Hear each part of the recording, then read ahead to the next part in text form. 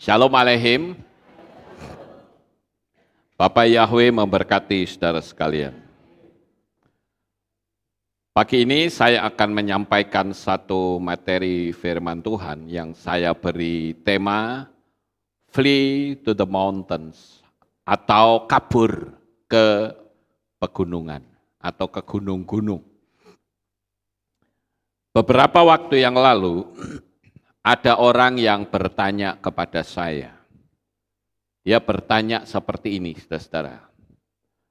Pak Lukas, ini ada sebuah pengajaran yang sedang marak di YouTube, yaitu berkenaan dengan pemaksaan tanda bilangan binatang itu. Orang pada kabur ke hutan. Menurut Pak Lukas, apakah saya perlu kabur atau tidak usah? Ya, saya kasih jawab, saya bilang tidak perlu. Namun demikian, saudara-saudara, sebelum saya lanjut materi ini, saya akan membacakan sebuah kesaksian terlebih dahulu dari Kalimantan. Sebelumnya saya perlu mohon perhatian kepada Bapak Ibu semua, khususnya yang ada di berbagai belahan dunia manapun yang ikut streaming. Begini Bapak Ibu, seandainya saudara punya pertanyaan,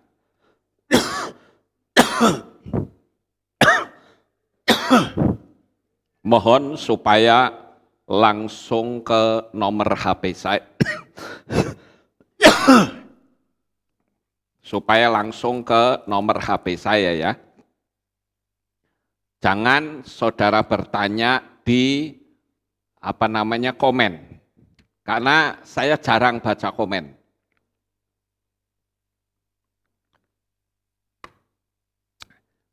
Jadi sekali lagi, bagi saudara yang ingin bertanya kepada saya, jangan bertanya di komen, saudara-saudara. Apalagi kalau pertanyaannya itu panjang. Saya tidak mungkin menerangkan di situ, lebih baiklah saudara langsung WA saya. Kalau ternyata penerangannya itu membutuhkan waktu lama, saya akan jadikan sebuah materi seperti hari ini. Saudara bisa hubungi saya di nomor 0856 293 3129. Sekali lagi 0856 293 3129. Jadi sekali lagi mohon untuk tidak bertanya di kolom komen. Juga jika saudara ingin WA saya dan tidak terlalu penting, mohon untuk tidak WA di hari Sabat. Karena saya di hari Sabat pasti akan mengaktifkan jawaban otomatis. Saya ingin belajar seperti orang Yahudi. Kalau saudara pas di hari Sabat, saudara ada di tembok ratapan, maka saudara kalau foto-foto di situ nggak boleh. Ya, pasti dilarang. Itu centengnya banyak di situ, saudara. Security-nya banyak.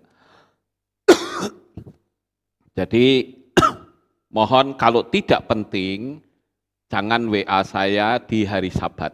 Pasti saudara akan menemukan jawaban secara otomatis.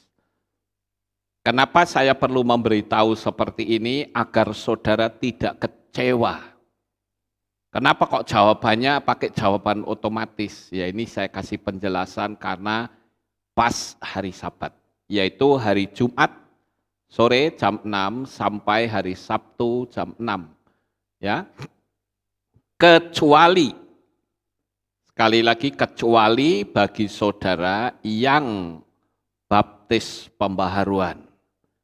Kalau saudara pas baptis pembaharuan di hari Sabat, sekalipun saya ada WA otomatis, tapi saya tetap akan melayani. Karena baptisan itu bagi saya adalah prioritas yang tertinggi.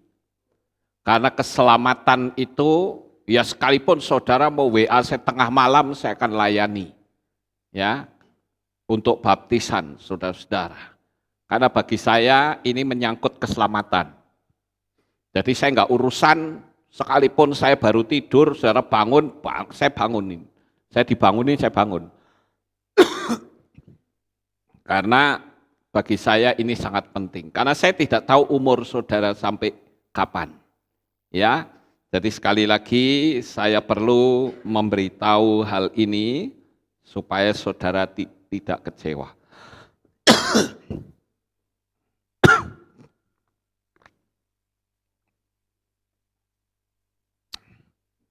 Oke, saya akan bacakan kesaksian ya Bapak Ibu.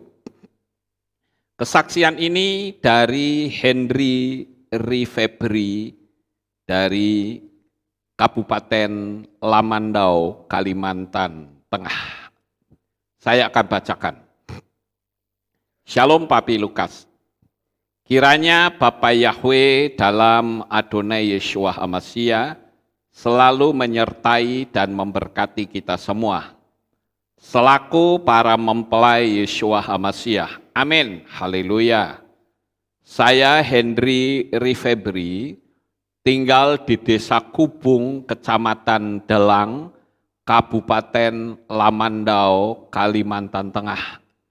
Akan bersaksi tentang salah satu kedahsyatan Bapa Yahweh yang terjadi sebagai jawaban doa yang saya dan kami panjatkan ketika saya, istri, dan anak saya Alin berada di rumah sakit Imanuddin Pangkalan Bun. Ketika itu kami ada di sana untuk mengobati mertua saya yang laki-laki, yaitu tahun 2017 yang lalu. Pada hari Senin siang, waktu itu kami ke Pangkalan Bun, langsung mengikuti proses pendaftaran pasien sampai tengah malam. Hingga akhirnya malam pertama kami tidur di lorong rumah sakit di bangsal kelas ekonomi. Sebab kekurangan biaya dan ruangan masih penuh. Singkat cerita, malam besoknya kami sudah bisa tidur di ruangan. Saya bagian jaga mertua dari sore sampai pagi, dan istri bagian siang sampai sore.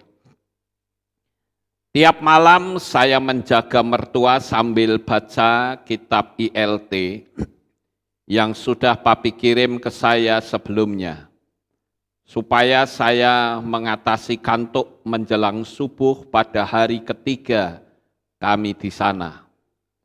Pasien yang ranjangnya bersebelahan ternyata sudah 2 malam ini memperhatikan saya membaca kitab suci. Sebab beliau jarang bisa tidur kalau malam, dan saya baru tahu subuh itu. Singkat cerita, akhirnya kami berbincang-bincang hal iman sampai pagi. Lalu saya pergi keluar untuk makan dan beli teh hangat untuk mertua saya. Karena tiap pagi dan sore juga pasti ada pemeriksaan rutin dari dokter. Setelah saya masuk kembali pagi itu, istri orang yang berbincang-bincang dengan saya tadi subuh seperti baru saja habis menangis, dan saya bertanya pada suaminya, ada apa? Abang itu bilang karena dia divonis dokter tadi pagi untuk segera melakukan operasi ke Jawa karena fasilitas rumah sakit sepangkalan Bun tidak akan ada yang memadai. Di pagi itu juga abang tadi minta saya untuk memimpin doa bersama beliau dan istrinya. Tapi saya sarankan untuk kami berdoa sesuai cara dan iman kami. Dan haleluya, mereka setuju. Bahkan mertua saya ajak juga berdoa. Tapi jawaban almarhum waktu itu kurang meyakinkan untuk ikut berdoa. Singkat cerita lagi, besok paginya setelah selesai pemeriksaan rutin pagi itu, ternyata mujizat telah terjadi. Yaitu dari dokter yang sama, abang itu mendapatkan pernyataan positif bahwa ternyata beliau bisa dioperasi di rumah sakit itu juga, yaitu Rumah Sakit Imanuddin. Menyaksikan hal itu saya benar-benar kagum pada Bapak Yahweh. Besok paginya lagi, yaitu hari Sabtu pagi, mereka siap-siap untuk pindah ke ruangan ke bangsal khusus orang-orang yang mau operasi. Dan waktu itu datang juga kedua orang tua abang itu, adik dan suaminya serta kedua anak adiknya. Pagi itu juga sebelum beliau pindah, beliau minta saya untuk pimpin doa bersama lagi untuk yang kedua kalinya, supaya operasi berjalan lancar. Saat berdoa yang kedua ini, kami bertambah menjadi 9 orang. Dan mungkin juga 10 orang, yaitu bersama almarhum mertua laki-laki saya. Kalau memang almarhum ikut berdoa, karena anak dan istri saya pastilah sedang keluar cari sarapan seperti biasanya pada waktu-waktu itu. Singkat cerita lagi, Papi. Keberhasilan operasi beliau dikonfirmasi ketika beberapa bulan kemudian, di mana adik ipar beliau yang waktu itu ikut berdoa kedua, ada ketemu dengan saya di suatu acara pernikahan. Sebenarnya ini hanya salah satu dari banyak pengalaman hidup saya bersama Bapak Yahweh. Setelah saya mulai mengikuti ajaran khotbah Papi sejak tahun 2015 lalu, dan saya sangat berterima kasih atas pemberitaan iman yang benar ini dari Papi Lukas. Dan sampai kami sekeluarga dibaptis pembaharuan, serta sampai saat ini kami, yaitu saya, istri, dan anak saya Alin, masih setia mengandalkan Bapa Yahweh di dalam Yeshua HaMashiach. Kiranya kesaksian ini menjadi penghiburan bagi para calon mempelai HaMashiach yang mungkin masih meragukan kuasa Bapa Yahweh dan Yeshua.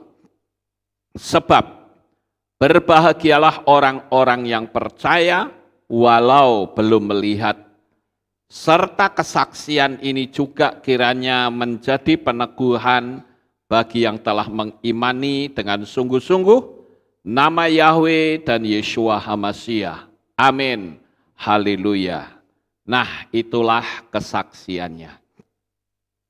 Sekarang saudara-saudara, kita akan lihat materi kita pada pagi hari ini, yang sekali lagi saya beri tema, yaitu kabur ke gunung-gunung. Ya. Nah, oleh karena itu kita perlu membuat sebuah pertanyaan. Kenapa kok Yeshua menyuruh kabur ke gunung, bukan ke hutan? Nah, saya akan kasih jawaban pelan-pelan supaya saudara paham. Kita baca dulu ayat-ayatnya, Bapak Ibu, supaya kita bisa tahu. Kita buka di dalam kitab Matai atau Matius pasal 24 ayat 15 sampai 16, Markus 13 ayat 14 dan Lukas 21 ayat 21. Saya akan bacakan terlebih dahulu Matius 24 ayat 15 sampai ayat yang ke-16.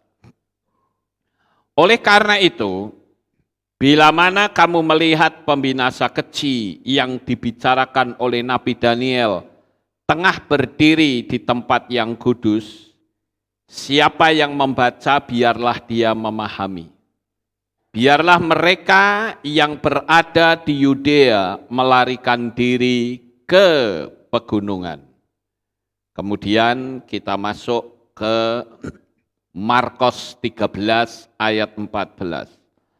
Namun bila mana kamu melihat si pembinasa keji yang disebutkan oleh Nabi Daniel sedang berdiri di tempat yang tidak seharusnya, yang membaca hendaklah dia mengerti. Pada waktu itu mereka yang ada di Yudea hendaklah melarikan diri ke pegunungan.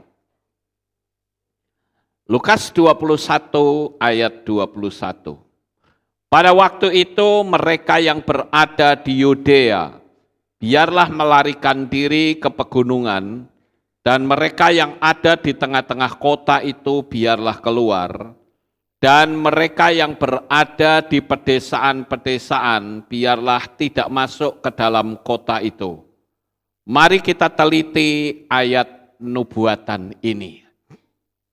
Bapak Ibu Saudara yang terkasih, saat ini memang sudah ada beberapa kelompok orang-orang yang melarikan diri ke hutan karena mereka dipaksa untuk mengikuti tanda bilangan binatang itu. Saya berharap saudara bisa menangkap bahasa-bahasa sandi saya agar supaya video ini tidak di take down. Saya berharap saudara paham ya. Kalau saya bilang tanda bilangan binatang itu ya mestinya saudara tahu. Nah, pernah juga ada satu kelompok yang telepon saya, dia melarikan diri ke hutan karena dikejar-kejar untuk menerima tanda bilangan binatang itu. Saya memberitahu kepada mereka, saya katakan bahwa kita hadapi saja, tidak usah takut. Ya. Jangan menerima tanda bilangan binatang itu, tapi kita berani hadapi. Ya istilah orang bilang kalau mati ya mati sekalian. Nggak usah takut, saudara-saudara. Terlepas dari orang setuju atau tidak bahwa tanda bilangan binatang itu benar-benar nyata, kalau saya ngajari seperti itu. Saya mengatakan di mana-mana, jangan terima tanda. Ya. Terserah saudara mau percaya atau tidak, itu bukan urusan. Saya hanya menyampaikan apa yang kitab suci tulis.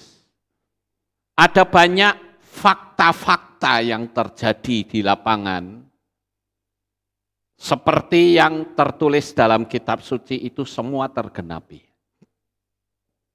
Tidak bisa membeli dan menjual, kecuali menerima tanda bilangan binatang itu. Pernahkah dari dulu ada peraturan begitu? Enggak pernah ada, baru sekarang. Nah, mari kita akan lihat satu persatu jawaban dari saya. Saya katakan bahwa perintah untuk melarikan diri itu bukan sekarang. Kita harus teliti di dalam kita membahas kitab suci. Sekali lagi perintah untuk melarikan diri ke pegunungan itu bukan sekarang. Kenapa? Karena yang kita baca, Yesua memberitahu supaya melarikan diri itu di saat anti Hamasyah berdiri di bait suci.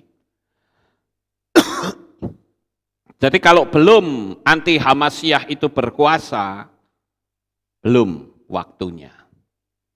Makanya saya katakan lebih baik saudara ngumpet saja atau hadapi dengan berani. Sampai di sini paham Bapak Ibu?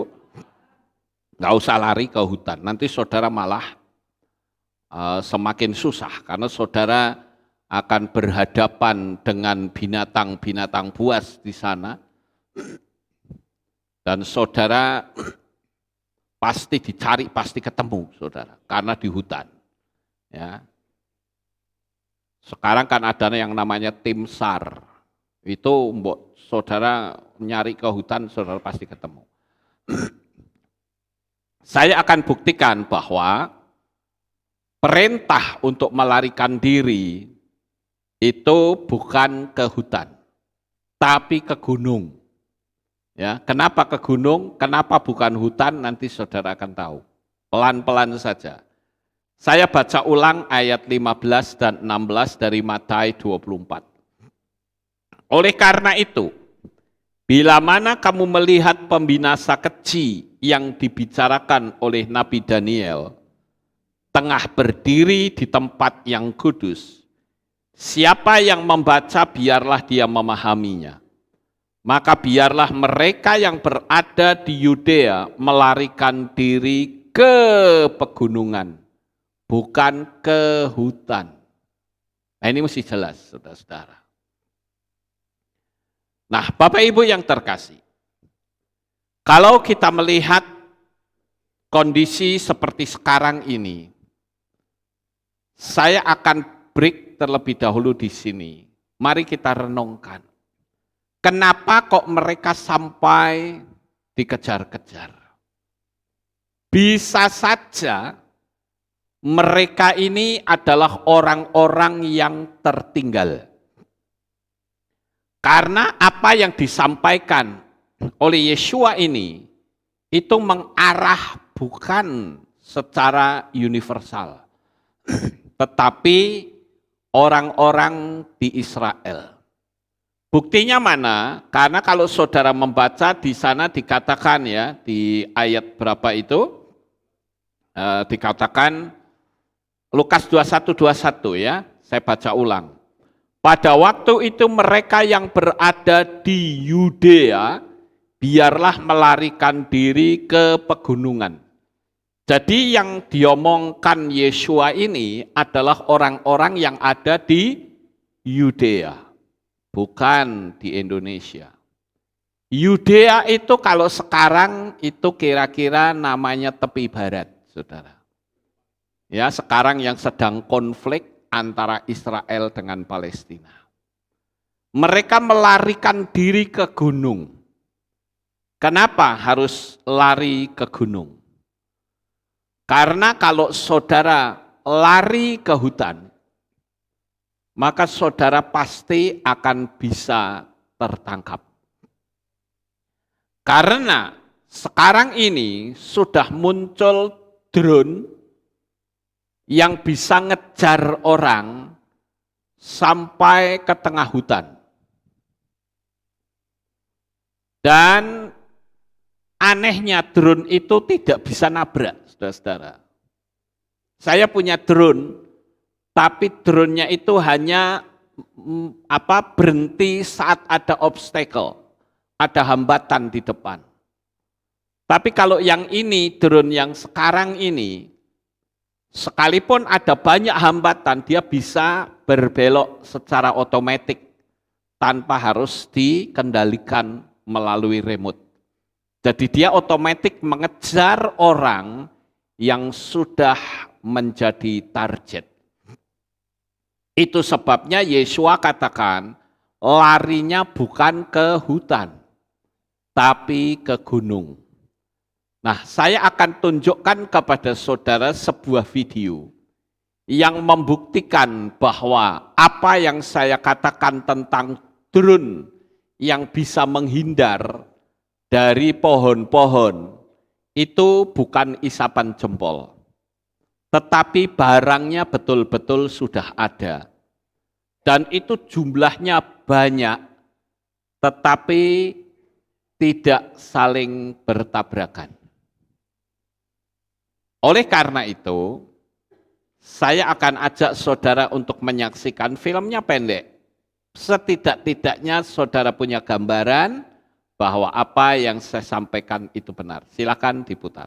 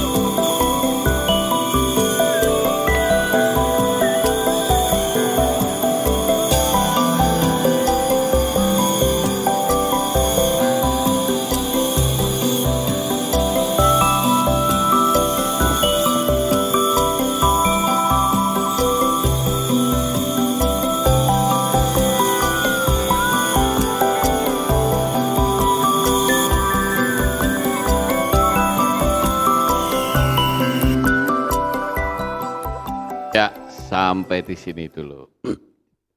Nah, Bapak Ibu yang terkasih, sekarang saudara sudah punya gambaran bukan? Bahwa ada benar-benar drone yang tidak bisa nabrak, saudara. Dan itu tidak perlu dikendalikan dengan remote, ya nggak perlu, dia cuma kejar target saja. Jadi orang yang akan dikejar itu dikunci dengan target. Setelah terkunci, maka drone itu akan ngejar kemanapun orang itu lari. Ya, sekalipun dia larinya belok-belok, tetap dia akan kejar. Nah, sekarang saya mau tanya, kira-kira itu kan drone yang bisa ngejar orang. Bisa nggak drone-nya itu dikasih senjata? Oh, sangat bisa, ya. Saya itu anggota dari APDI, saudara-saudara. Asosiasi Autopilot, Asosiasi Pilot Drone Indonesia. Nah, saya punya membernya. Karena saya punya drone yang bisa kecepatannya itu sangat tinggi. Kalau saya taruh di bagian sport, itu kecepatannya luar biasa. Bisa sampai 70 km per jam. Dan jangkauannya itu bisa mencapai 15 km. Tingginya ke atas bisa 2.000 sampai 3.000 meter. Jadi drone itu dianggap bukan mainan yang punya saya. Nah, dari teman-teman pemilik drone, itu banyak juga yang dari TNI, saudara-saudara. Dan saya melihat ada drone yang besar dan dikasih senjata otomatis. Sekarang malah saya lihat Indonesia bisa mengeluarkan drone dari TNI dengan radius jangkauan itu hampir 200 km. Sangat jauh sekali. Jadi saya bisa mengendalikan drone dari sini sampai ke Semarang itu nggak ada apa-apanya, saudara, karena belum mencapai sekitar 200-an kilo. Jadi saya katakan teknologi ini sangat luar biasa. Makanya kenapa Yeshua mengatakan kita harus lari ke gunung-gunung.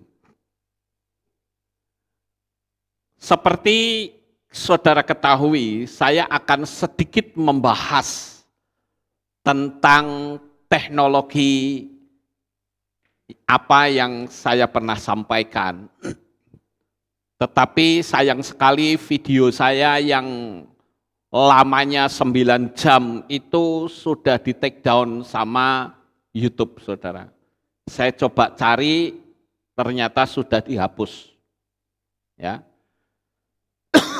Nah, di situ ada banyak sekali informasi-informasi tentang si mata satu. Tapi sudah dihapus, jadi saya tidak bisa ngomong banyak sekarang ini.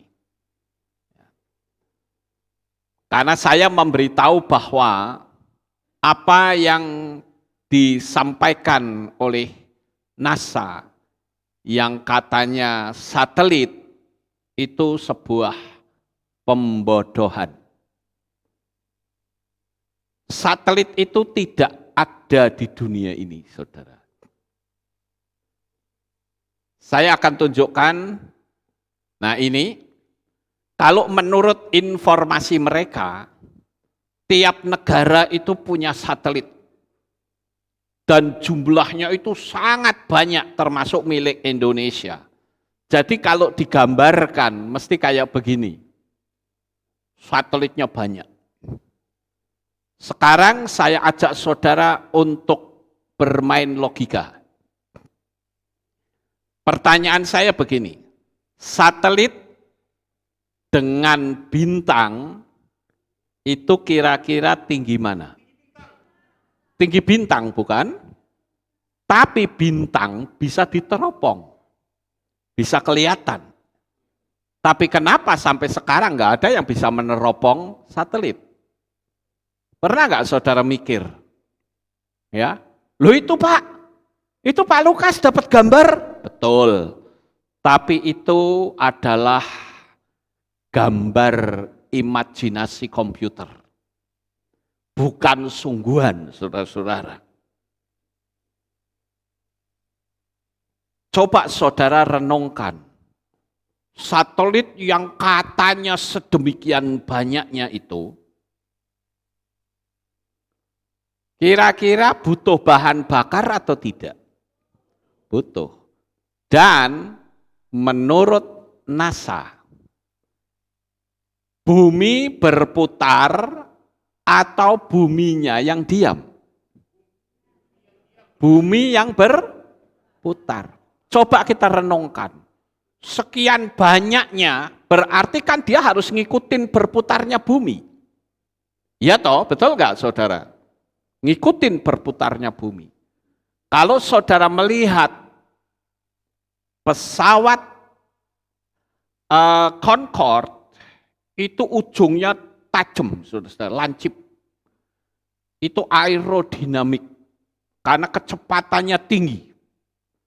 Sementara satelit ini yang ngikutin bumi yang berputar dengan kecepatan tinggi, bentuknya kayak kipas. Kira-kira bisa rontok enggak? Pasti rontok. Makanya saya katakan teori bumi bulat itu bohong, saudara. Itu pembodohan. Enggak tahu ini saya ngomong begini diturunkan lagi apa tidak ini video saya. Ya, yang penting kita coba saja ya. Jadi saya mesti hati-hati nih ngomongnya, saudara-saudara. Karena kitab suci kita itu mengatakan bumi itu bukan bulat, tapi datar. Ada yang ngomong, oh Pak Lukas kadrun katanya. Karena ngomong bumi datar, itu kan orang-orang kadrun katanya. Saya bilang orang ini nggak paham. Mereka dengan kita itu duluan mana? Ya, ada yang bilang, loh ini di kitab Yesaya dikatakan bulatan bumi. Saya bilang salah. Yang benar itu lingkaran bumi. Karena di situ ditulis dengan bahasa Ibrani huk. Huk itu lingkaran, dalam bahasa Inggris itu circle. Sangat jelas, saudara. Bukan bulatan. Jadi saya katakan bahwa teori bumi bulat itu melawan firman Tuhan. Sekarang kalau bumi bulat kayak begini, 4 penjuru anginnya di mana? Ayo, bingung bukan? Terus bagaimana dengan kitab suci yang mengatakan nanti tingkap-tingkap langit akan terbuka? Yang langit yang mana? Ya, Bapak Ibu. Jadi kalau begitu, teori adanya satelit itu hoax. Di Amerika itu ada yang namanya Asosiasi Flat Earth, kelompok yang melakukan perlawanan terhadap itu tadi, saudara. Tetapi kenapa mereka tidak membawa ke pengadilan? Bukankah itu pencemaran nama baik? Karena kalau sampai dibawa ke pengadilan, mereka akan dibongkar habis. Karena yang katanya pesawat antariksa itu tidak pernah ada. Loh itu saudara kan pernah lihat bukan ada pesawat yang ulang-alik yang katanya meledak. Ya, pesawat Challenger itu meledak bukan? Itu sebetulnya hanya imajinasi komputer. Orangnya sampai sekarang masih hidup. Ya, saudara bisa lihat video saya, bukti-buktinya itu ada. Nanti saudara akan saya tunjukkan. Nah di sini ada satu kelompok, ini bagus ya saudara. Nanti saudara lihat sendiri di YouTube. Ya, itu judulnya adalah Welcome to the Satellite Hoax Flat Earth Man. Nah orang ini dia sedang membuktikan bahwa sebetulnya bumi kita itu datar, bukan bulat. Saudara nanti bisa melihat video-video saya, atau kita mau main logika. Kita coba main logika sedikit ya Bapak Ibu. Kita ikutin sajalah mereka. Ini satelit, ya. Satelit itu memancarkan pancaran ke desa dan kota.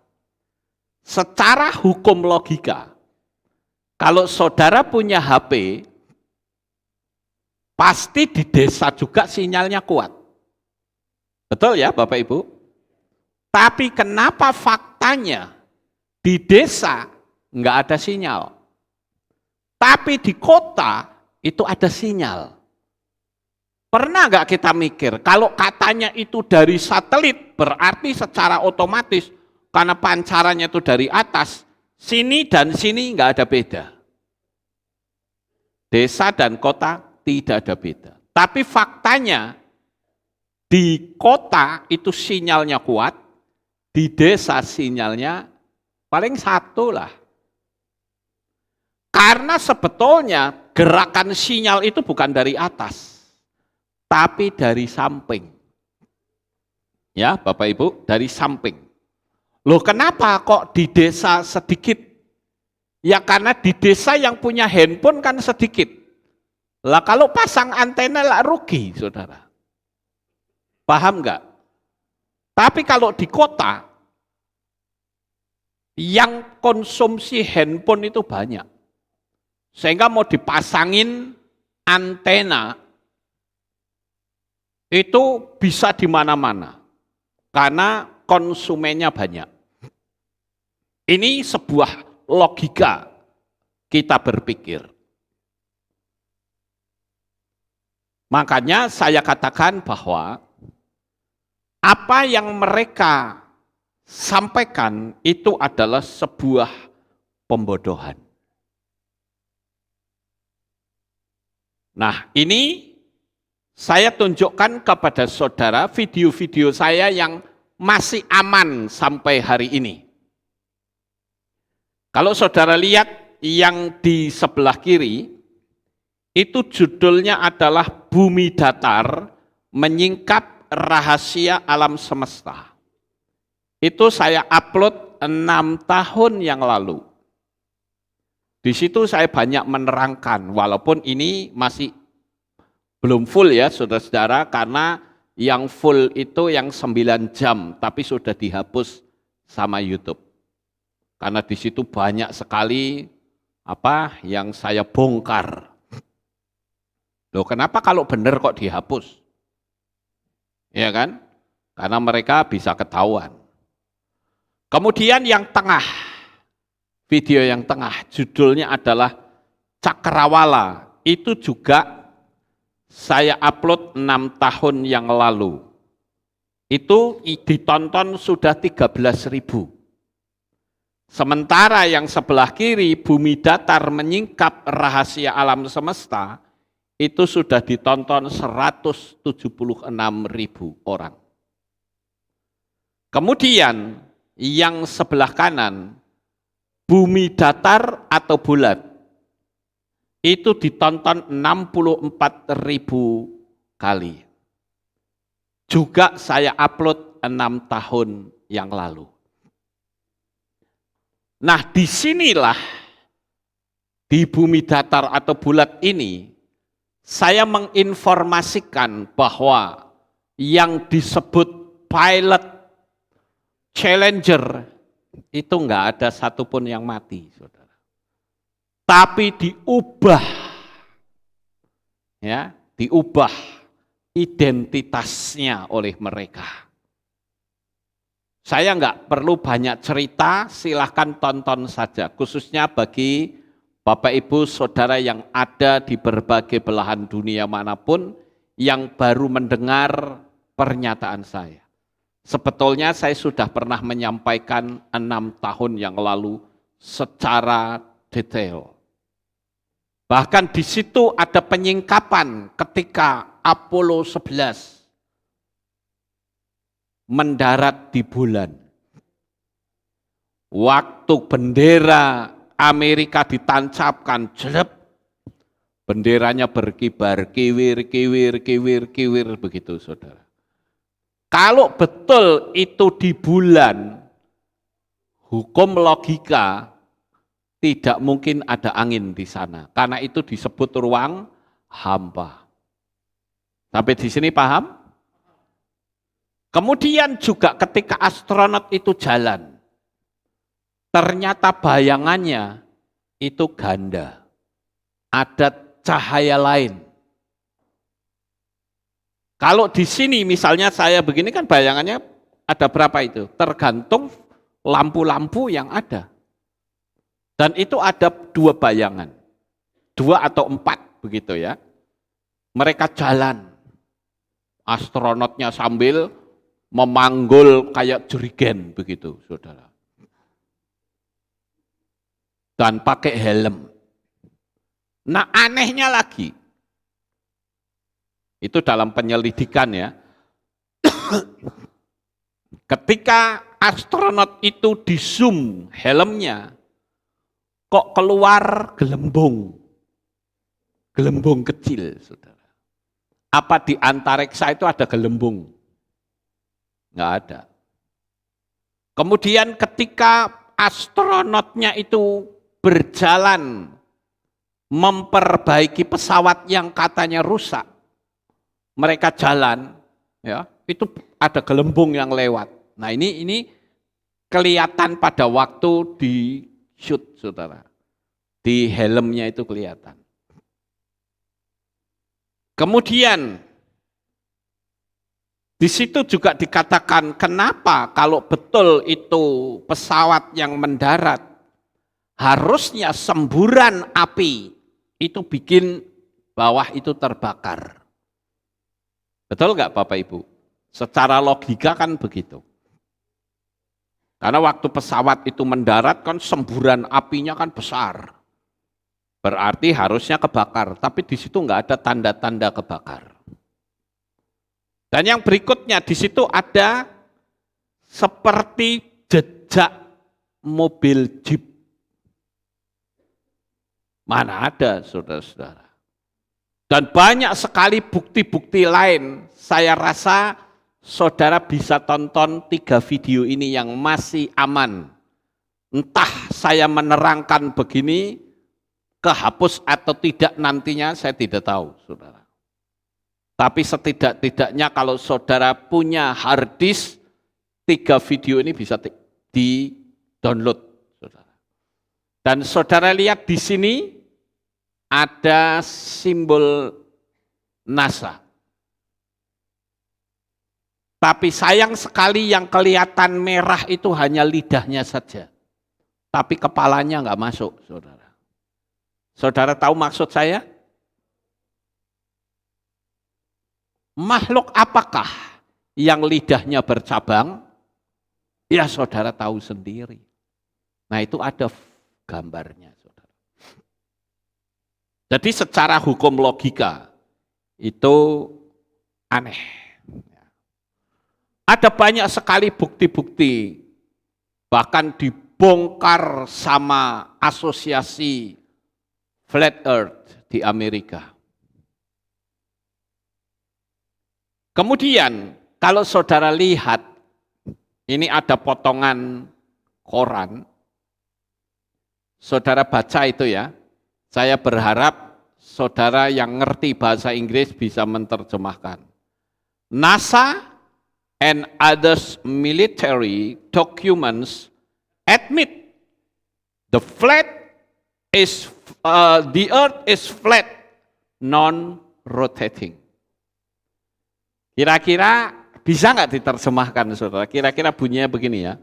NASA dan militer lain, dokumen-dokumen militer lain mengakui bahwa bumi itu adalah datar dan tidak berputar. Akhirnya ngaku dia, saudara. Tapi sudah terlanjur, otak manusia itu sudah terlanjur kemasukan teori seperti itu. Makanya kalau saudara mau cari, saya sekarang sebetulnya sedang cari, kalau dulu kan globe ya, bentuknya bola begitu ya. Saya mau cari yang bentuknya datar. Di Amerika itu sudah ada yang jual. Cuman di Indonesia belum ada. Ya. Itu bagus itu. Jadi bentuknya itu kayak piring begini. Saudara bisa lihat penyelidikan yang sangat akurat. Yang sesuai dengan firman Tuhan. Saudara bisa lihat di YouTube. Kemudian yang berikutnya. Nah, where is the camera that shot this satellite? Di manakah kamera yang nyoteng satelit ini? Ini ceritanya gambar satelit, ya. Dan ini buminya yang bulat tadi, saudara. Kira-kira menurut saudara yang hebat itu apa? Rekayasa komputer, dan kalau memang ini sebuah fakta, yang paling hebat bukan satelitnya, tapi kamera yang nyoteng. Betul nggak kira-kira, saudara? Kalau sampai ada satelit yang dipertontonkan seperti itu, berarti ada kamera dong yang nyoteng. Betul nggak, saudara? Pernah nggak kita mikir, kalau gitu pesawatnya yang bawa kamera modelnya kayak apa?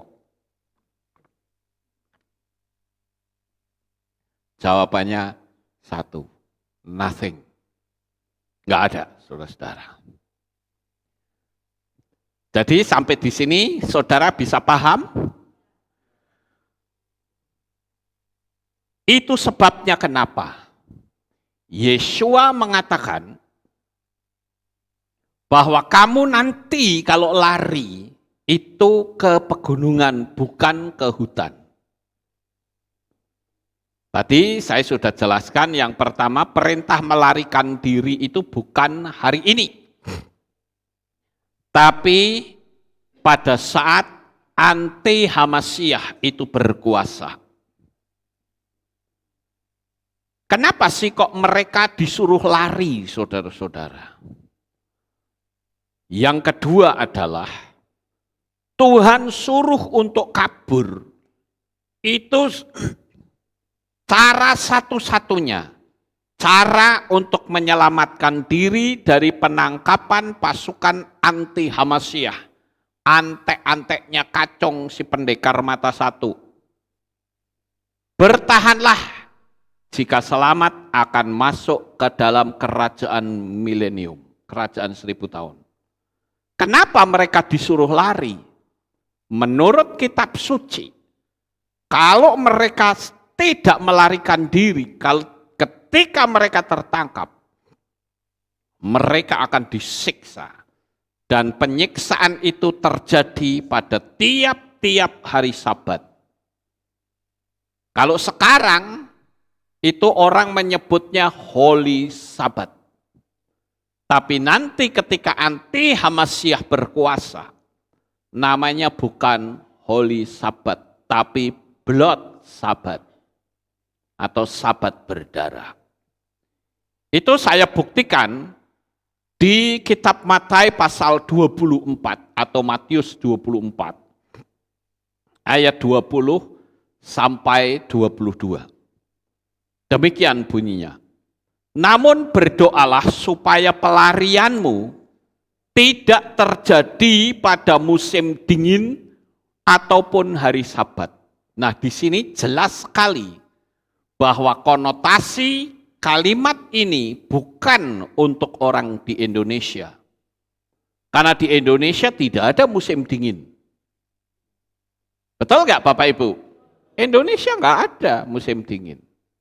Tetapi Indonesia itu hanya ada musim kemarau dan musim hujan. Yang ada musim dingin itu di Israel. Nah, lanjut. Pelarianmu tidak terjadi pada musim dingin ataupun hari Sabat. Sebab pada waktu itu, atau hari Sabat itu, akan terjadi kesukaran besar yang belum pernah terjadi sejak awal dunia sampai sekarang. Bahkan sekali-kali tidak akan pernah terjadi. Dan sekiranya hari-hari itu tidak diperpendek, maka semua manusia tidak akan diselamatkan. Tetapi karena mereka yang terpilih, hari-hari itu akan diperpendek. Sekarang yang jadi pertanyaan adalah, siapakah yang disebut orang-orang terpilih ini? Sekali lagi, orang-orang ini bukan kita, saudara. Kenapa? Karena saya percaya kita tidak ada di bagian ini karena kita sudah rapture. Amin. Haleluya.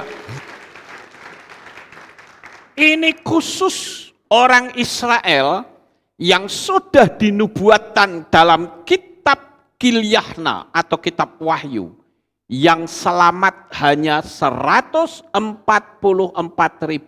orang saja. Jadi sekali lagi, siapa orang-orang pilihan yang dimaksud di sini adalah 144.000 orang dari 12 suku Israel yang akhirnya percaya walaupun terlambat, saudara-saudara. Kalau orang-orang goyim sudah enggak dianggap karena apa?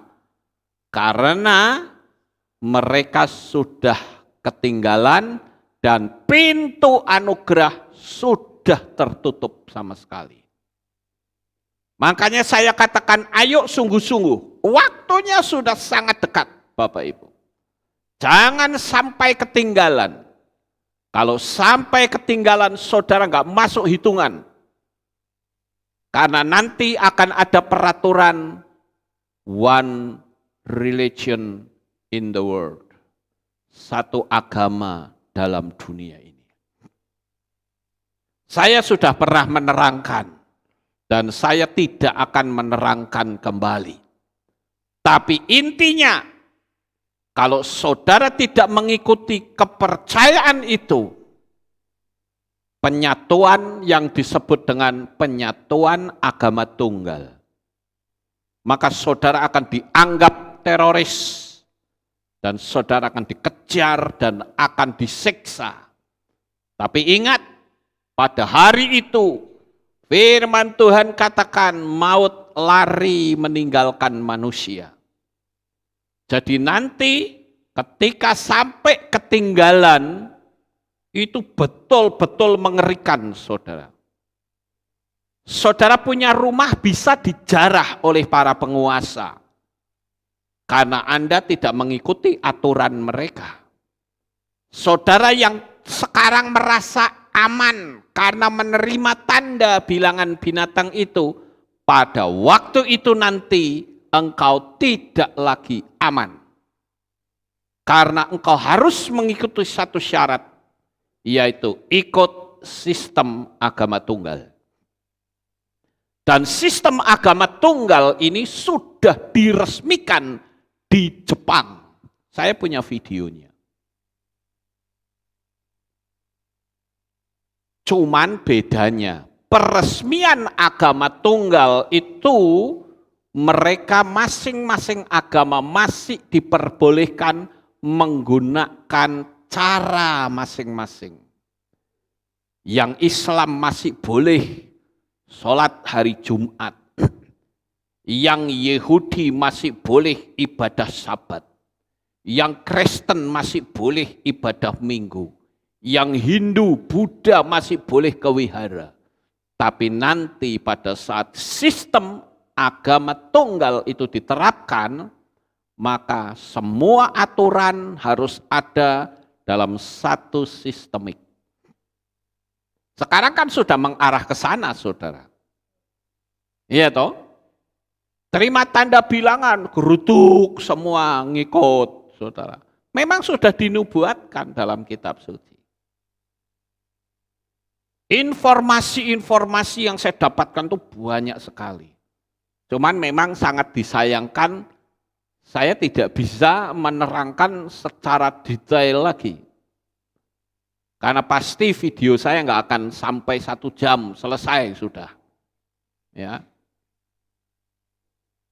Oleh karena itu saya katakan, siapa orang pilihan ini, fokus kita itu hanya sampai Yeshua datang untuk yang kedua kali. Zaman anugerah sekarang masih terbuka, Bapak Ibu. Saya mengatakan ayo kita berlelah-lelah dulu, enggak apa-apa. Saudara panggil nama Bapak Yahweh, dihina, diolok, dicaci maki, tidak menerima tanda, saudara digoblok-goblokan, diketawain. Saya kasih jawab, biarkan mereka tertawa terlebih dahulu. Karena kelak tawa mereka akan berubah menjadi jeritan yang sangat mengerikan. Sementara kita, ya sudah bersama Bapak Yahweh. Ya. Karena kita sudah rapture. Saya akan bacakan. Di dalam kitab Gilyahna pasal 7 ayat 4-8. Dan aku mendengar jumlah mereka yang telah dimeteraikan. 144.000 orang yang telah dimeteraikan dari setiap suku anak cucu Israel. Jadi bukan kita. 144.000. Karena ada orang yang menafsirkan, waduh Pak Lukas, lah kok sing selamat 144.000. Ya betul, tapi bukan kita. Itu adalah masa anti Hamasiyah. Dan itu khusus orang Israel. Saya lanjut ayat 5. Dari suku Yehuda 12.000 orang yang dimeteraikan. Dari suku Ruben 12.000 orang yang dimeteraikan. Dari suku Gad 12.000 orang yang dimeteraikan.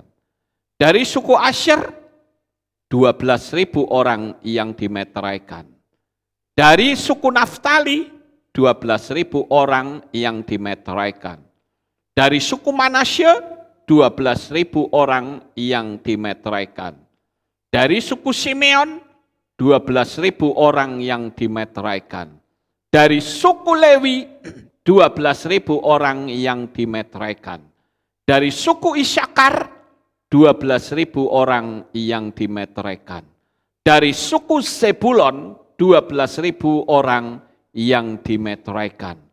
Dari suku Yusuf 12.000 orang yang dimeteraikan, dari suku Benyamin 12.000 orang yang dimeteraikan. Kira-kira saya membaca seperti tadi, saudara mencurigai enggak ada satu nama yang tidak tercantum? Apa? Suku Dan tidak masuk. Tepat sekali. Saudara pinter luar biasa. Amin.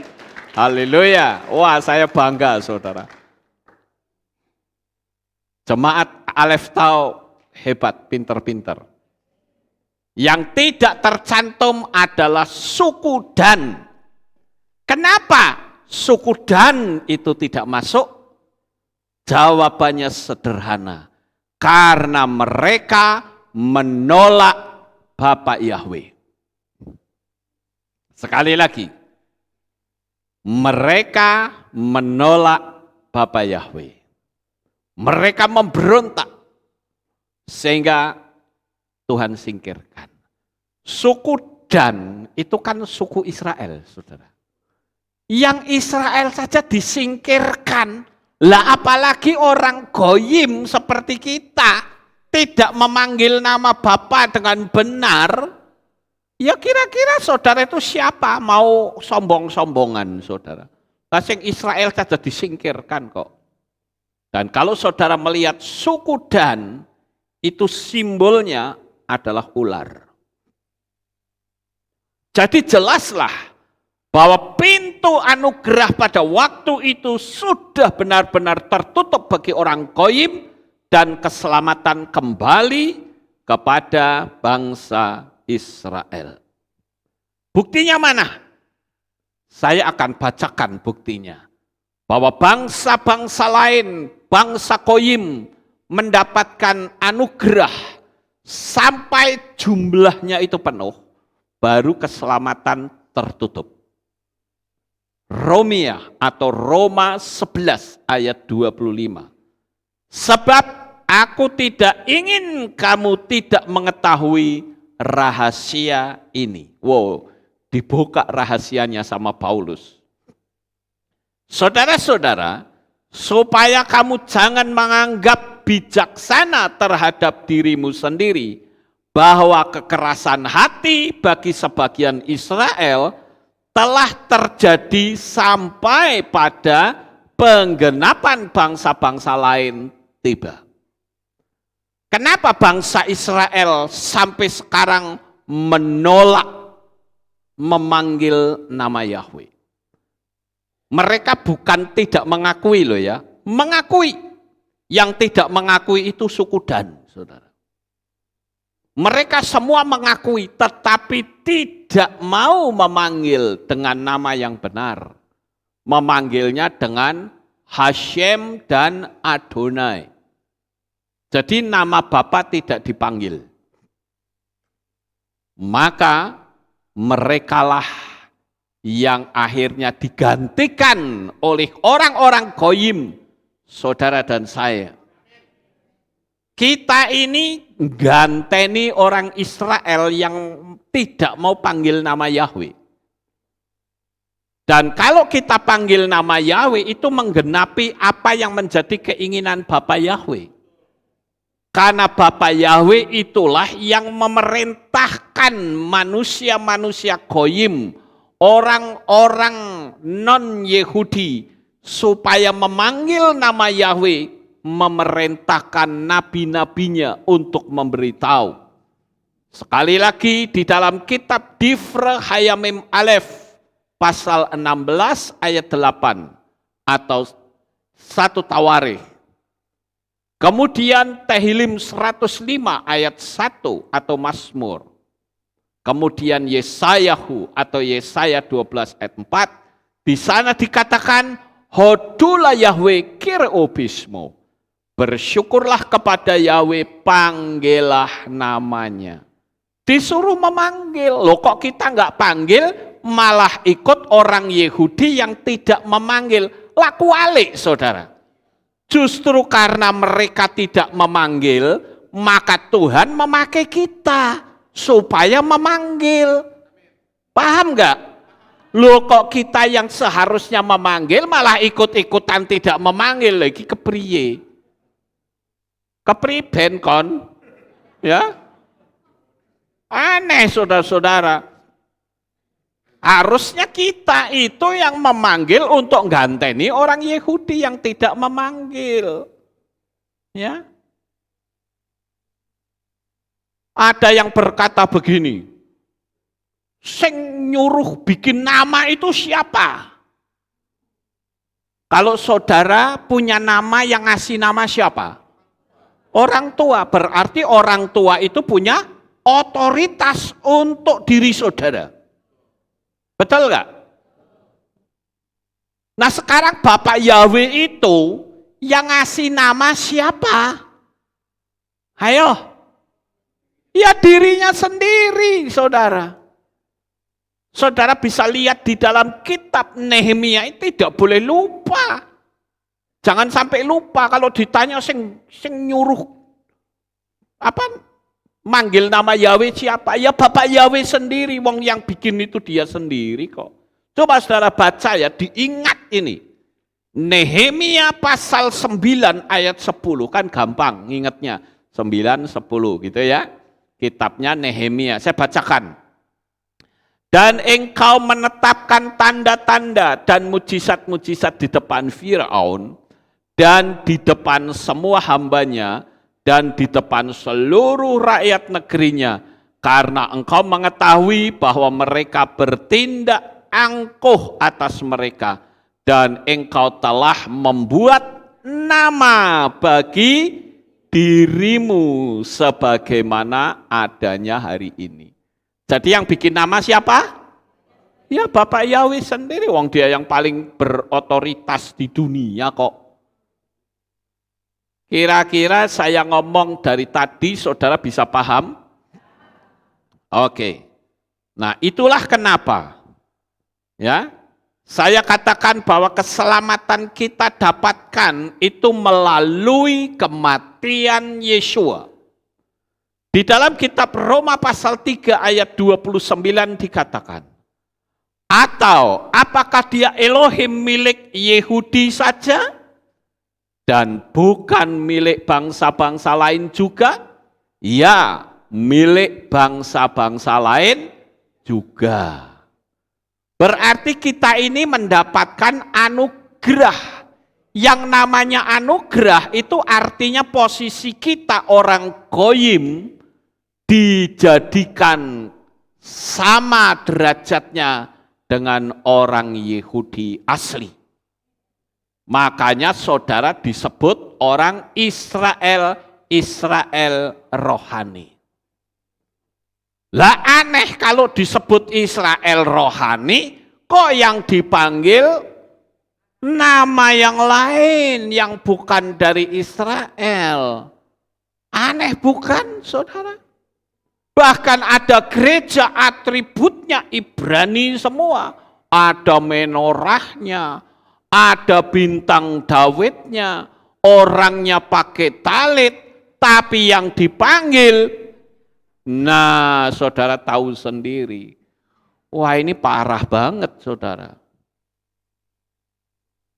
Lucu ya kalau dipikir, saya memang kalau merenungkan ini lucu juga, saudara ya. Nah, sekarang yang ketiga. Kenapa Yesua tadi mengatakan, kamu harus lari ke pegunungan? Begini, saudara. Kenapa bukan hutan? Apa yang dimaksud dengan Yudea? Sekaligus saya jawab. Kalau Yudea itu sekarang adalah tepi barat, tempat yang sedang konflik saat ini. Nah, nanti kalau seseorang itu disuruh lari ke pegunungan, maka sinyal itu tidak bisa menjangkau mereka. Karena sinyal itu kan bentuknya lurus begini, bukan dari atas loh ya. Tadi saya sudah terangkan kepada saudara. Sinyal itu datangnya bukan dari satelit, tapi dari station relay.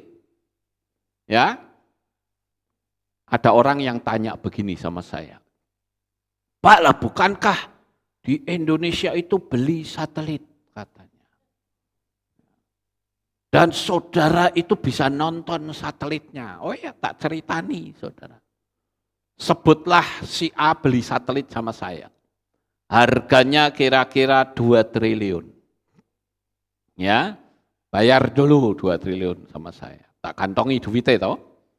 Nah setelah itu saya bikin parabola yang besar. Tujuannya untuk apa? Ditembakkan ke koordinat yang nanti dipantulkan menuju ke Indonesia. Itu koordinatnya harus tepat.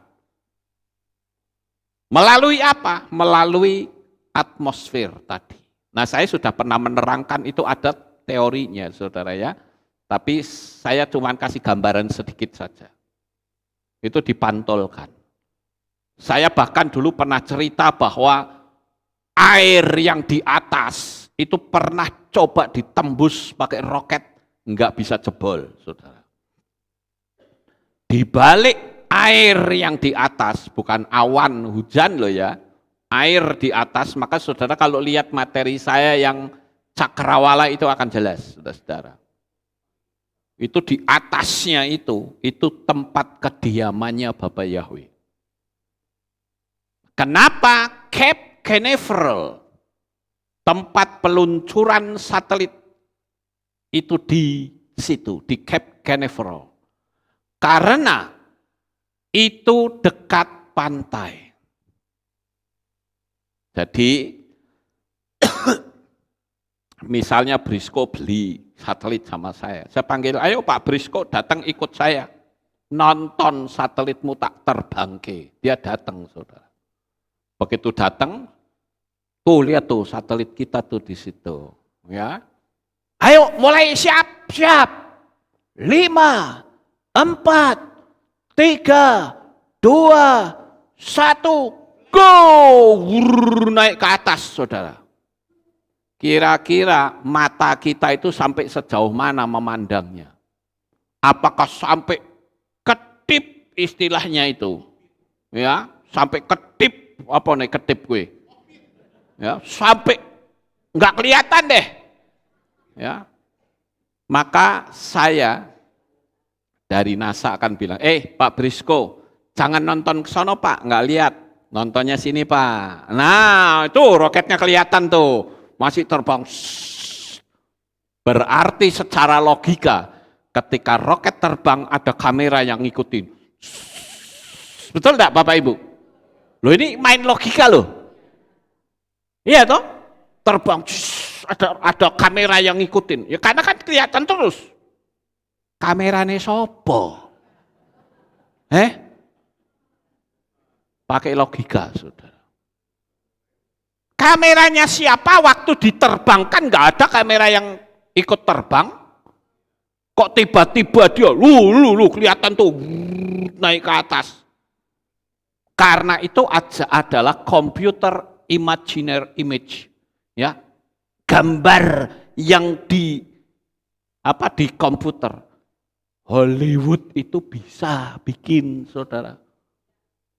Dan apa yang terjadi orang menancapkan bendera itu semua saya katakan itu di area 51. Area 51 itu adalah tempat militernya Amerika. Tidak bisa sembarangan orang masuk ke situ. Berani melangkah garis, mati. Bukan ditangkap loh, mati, ditembak. Hebat bukan? Kalau nggak percaya, lihat di YouTube saudara. Area 51, ketik aja, nanti saudara akan ketemu di situ. Makanya saya katakan pengetahuan kita itu mesti luas, supaya jangan mau digoblokin. Kita dari kecil digoblokin saudara. Buminya koyok bal begitu. Ya kan? Bukan itu saudara. Nah, diterbangkan. Karena sekarang Bapak Brisco itu nontonnya di sini, itu terabaikan. Betul nggak Bapak Ibu? Ya iyalah, wong masuk ke ruangan kok. Iya kan? Masuk ruangan Pak, nontonnya bukan di situ. Nggak kelihatan Pak, nontonnya di sini sudah masuk ruangan. Di sana jatuh masuknya ke mana? Ke laut, belum hilang. Saudara. Itu sebabnya ada di Cape Canaveral. Loh kok akhirnya kita punya sinyal? Iya itu tadi saya bilang. Pakai parabola super besar yang dipancarkan. Itu Flat Earth Society di Amerika. Itu betul-betul membelejeti semuanya. Tapi kenapa NASA tidak melakukan perlawanan sama sekali? Ayo. Katanya pencemaran nama baik, ya toh Bapak Ibu. Amerika itu paling hebat memegang hak asasi manusia. Tapi kenapa kok tidak ada yang menuntut dari asosiasi Flat Earth atau bumi datar? Karena semakin Anda berani ngelawan, terbuka semuanya kedoknya, saudara. Karena itu pembohongan. Makanya dalam kitab suci dikatakan ketika Yosua itu menghentikan bulan dan matahari dihentikan di lembah Ayalon dan Gibeon. Yang dihentikan apanya? Buminya atau mataharinya? Mataharinya dan bulan yang diberhentikan. Bukan buminya yang berputar. Lah kalau buminya yang berputar kira-kira anginnya gede atau tidak? Wah ya bisa kabur semua saudara. Main logika saja kita, karena itu logika saudara. Wah sekarang berputar gitu, kira-kira memungkinkan nggak sekali waktu putarannya itu goyang sedikit gini? Bisa saja. Dan sekali dia goyang, seluruh dunia pasti goyang. Terus ada yang tanya sama saya, loh Pak Lukas, kalau buminya datar lah berarti nggak ada malam, nggak ada siang. Betul, karena otakmu masih otak bumi bulat. Itu loh. Kalau Anda mau bicara gelap terangnya bumi datar, pakai otak bumi datar. Kalau bumi bulat, maka mataharinya itu jaraknya 150 juta kilometer jaraknya. Lah yo padang kabeh, saudara, terang semua. Karena buminya bulat. Datar. Lah kalau bulat kan tinggi seperti apa? Di sini gelap. Makanya kalau Anda berpikir tentang bumi datar, jangan pakai otak bumi bulat. Nggak nyambung, saudara. Dan mataharinya itu jauhnya bukan 150 juta kilometer. Itu sangat dekat. Jadi kalau cahayanya di sini, yang di sini kena enggak? Ya enggak kena. Yang cahaya cuma di sini melingkar di sini, betul enggak, saudara? Misalnya bumi datarnya itu tak bikin satu ruangan inilah, ini bunder, circle ya, lingkaran gitu. Saya jadi mataharinya. Saya menerangi di sini. Yang sebelah sana ikut terang enggak? Ya tidak. Tapi kalau sayanya ada di sana, kena semua enggak? Kena. Logikanya main, saudara. Kita digoblokin dari kecil. Bumi yang berputar, bumi berputar ya, gemberubut angin nih, saudara. Belum lagi satelitnya dilepas di sono. Terus sumber dayanya bagaimana? Kok sampai sekarang nggak ada yang lihat satelit? Karena memang tidak ada, saudara. Kalau ada bisa dilihat dong, Indonesia punya teropong bintang kok. Bintang sama satelit itu tinggi mana? Kan tinggi bintang. Bintang saja bisa dilihat, masa satelit nggak bisa? Yang bener aja, betul nggak Bapak Ibu? Ya, jadi kenapa Yesua mengatakan supaya kita lari ke hutan, ke gunung, karena gunung yang dimaksud di sini bukan seperti gunung di Indonesia ya, banyak tumbuh-tumbuhan. Gunung di sana itu kan batu-batu, saudara. Nah, batu-batu itu arde, itu ground, sehingga sinyal itu tidak bisa tembus. Apalagi nanti kejadian itu sudah menggunakan sinyal 5G. Jaringan 5G di Indonesia ini saja dipersiapkan untuk low band, itu ada pada frekuensi 700 MHz. Yang middle band itu ada di frekuensi 3,5 GHz. Dan yang high band ada di frekuensi 26 sampai 28 GHz. Itu sudah gila-gilaan, saudara. Itu baru 5G. 5G itu, saya punya banyak video ya, cuman sayangnya itu sudah nggak ada sih. Sudah nggak bisa saya pamer videonya. Karena sudah ditutup sama YouTube, saudara. Itu ada percobaan pakai kumbang badak. Ya. Kumbang badak itu diisi, chip. Ya. Kemudian kumbang badaknya dilepas. Apa yang terjadi? Kumbang badaknya itu terbang. Tapi begitu remote-nya di-on, saya bisa kendalikan kumbang badak itu mau ke kiri atau ke kanan. Dia tidak bisa terbang lagi sesuai keinginan hatinya. Tidak bisa.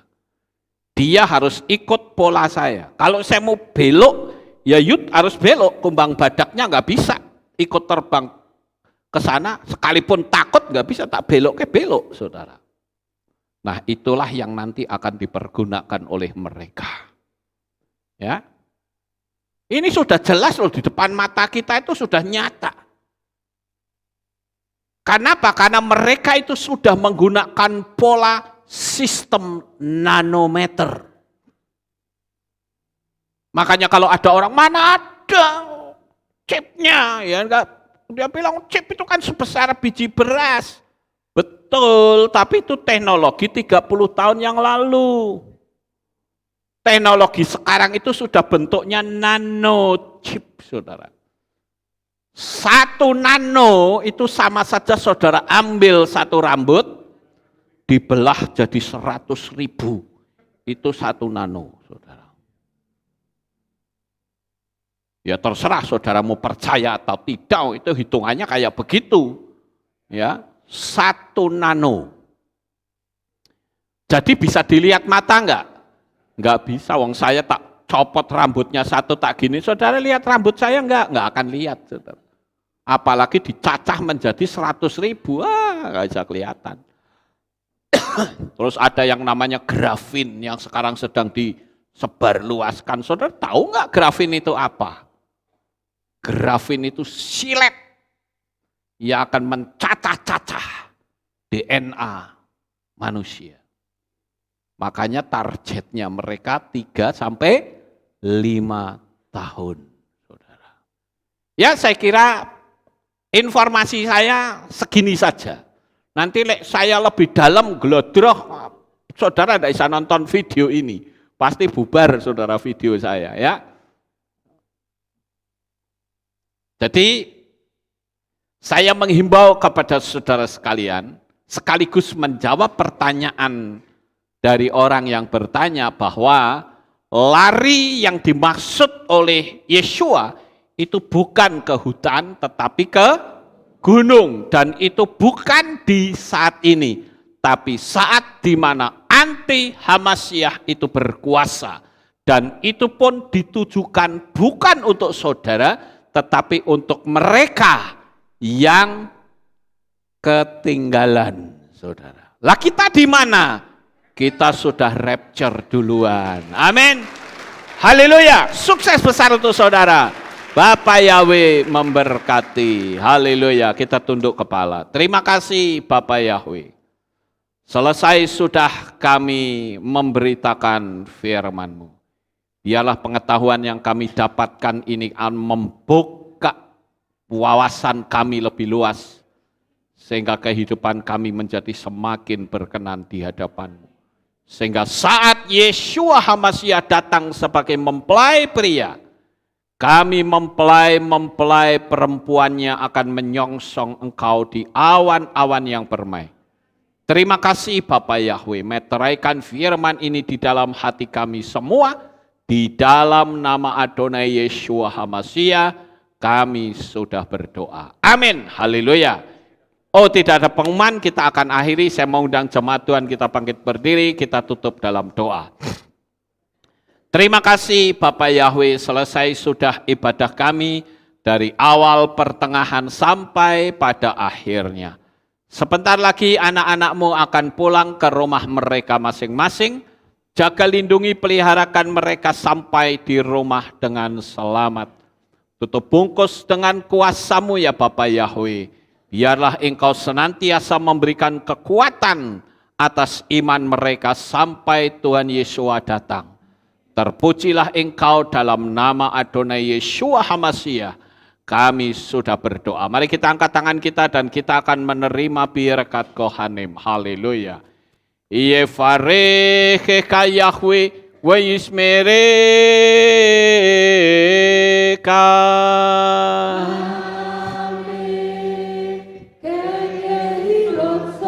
Yair Yahweh panau eleka.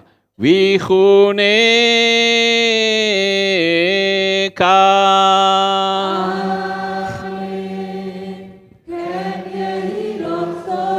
Yesa Yahweh panau eleka. Wayashem lecha shalom.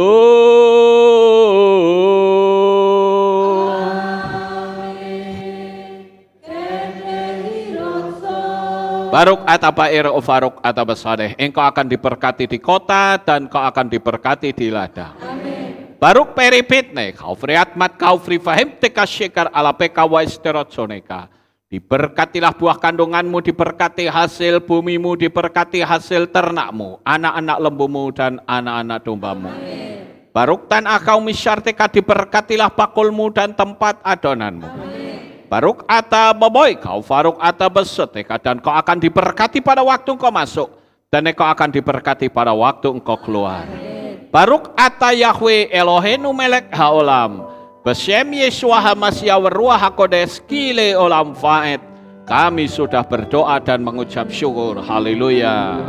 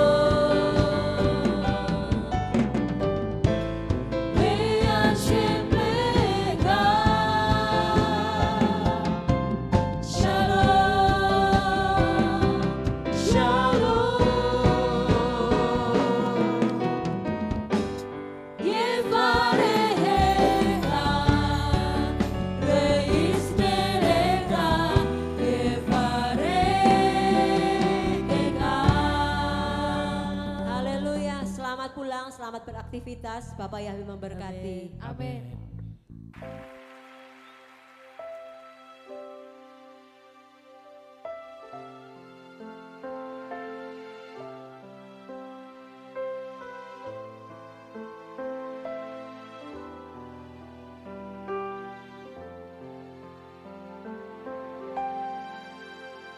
Yeshua, ku datang bersujud dan menyembah di hadapan-Mu.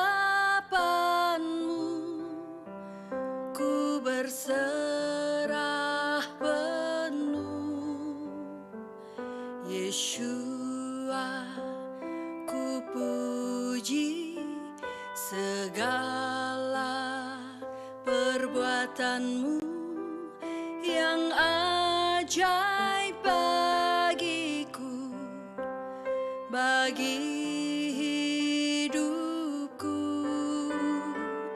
Namamu Yeshua yang telah selamatkanku.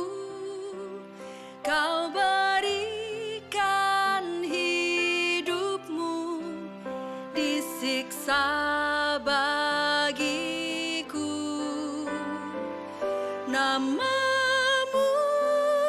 Yeshua yang ubah hidupku, cara hidup lamaku menjadi baru.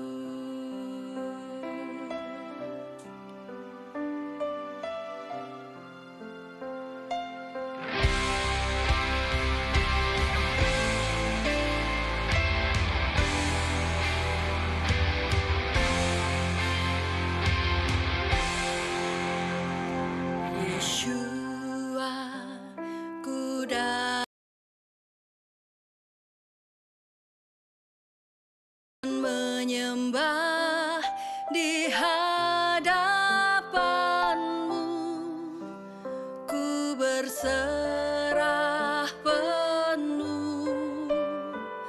Yeshua, ku puji segala perbuatanmu yang ajaib bagiku, bagi hidupku.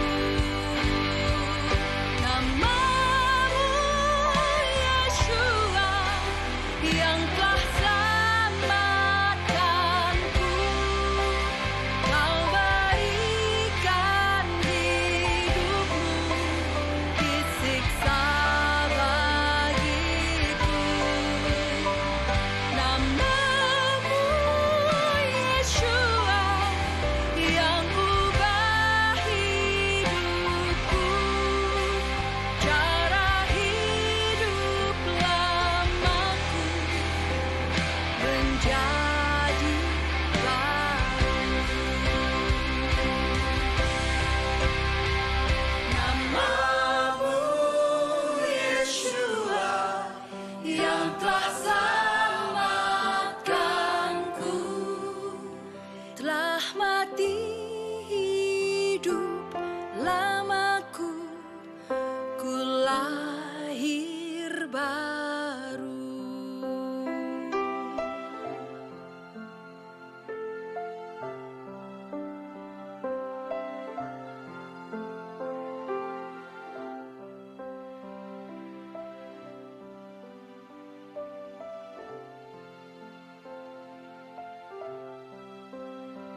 Ribuan tahun yang lalu, nama itu ada.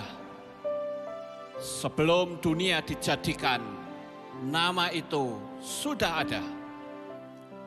Namun, nama itu seolah tenggelam. Namun dia tidak pernah tenggelam. Ehyeh, Asher Ehyeh. Aku ada yang aku ada. Dia ada untuk memberikan keselamatan. Dia ada untuk membawa kita kehidupan. Dia ada dari kekal sampai kekal. Dia Elohim Abraham, Yitzhak dan Yakov. Dia Elohim Israel. Dia juga Elohim atas Indonesia. Dia Elohim yang memulihkan Israel. Dia Elohim yang memulihkan Indonesia. Diberkatilah Israel. Diberkatilah Indonesia.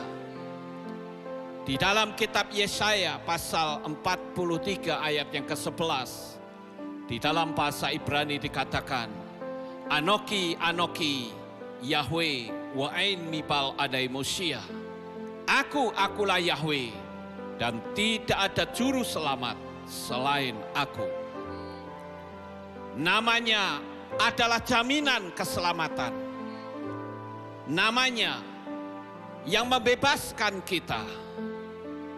Namanya yang membuat kita menjadi selamat. Namanya Yahweh, Elohim keselamatan kita. Haleluya.